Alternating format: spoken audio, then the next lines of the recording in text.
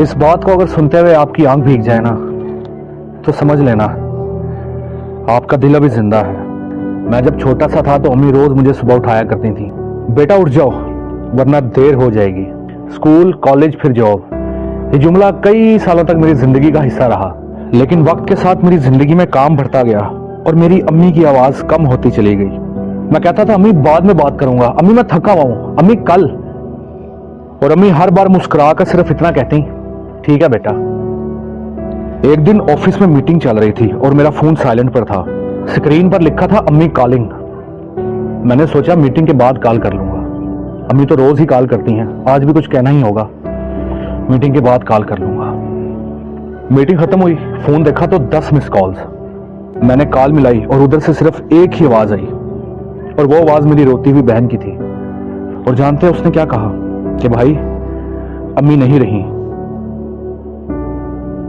आपको इतनी कॉल्स थी, आपको इतना बताने की कोशिश की, भाई अम्मी नहीं रही। और उस वक्त मुझे लगा कि जमीन ने पैरों के नीचे से जगह ही छोड़ दी है।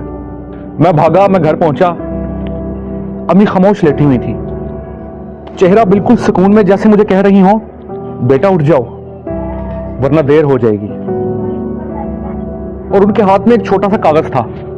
मैंने कांपते हुए हाथों से वो कागज उनके हाथों से लिया और उसको खोलकर पढ़ने लगा। और उसमें लिखा था कि बेटा आज तुम्हारा फोन नहीं उठा, शायद काम ज्यादा होगा।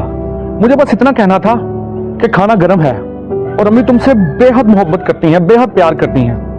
और मैं वहां जैसे साकिन ही हो गया और फूट फूट कर रोने लगा।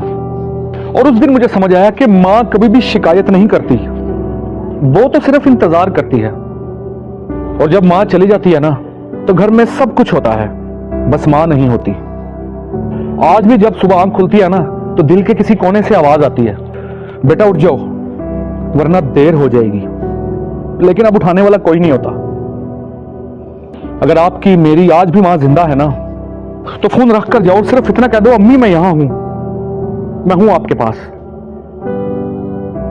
मां आपको कुछ नहीं कहती, बस वो सिर्फ आपकी फिक्र करती है।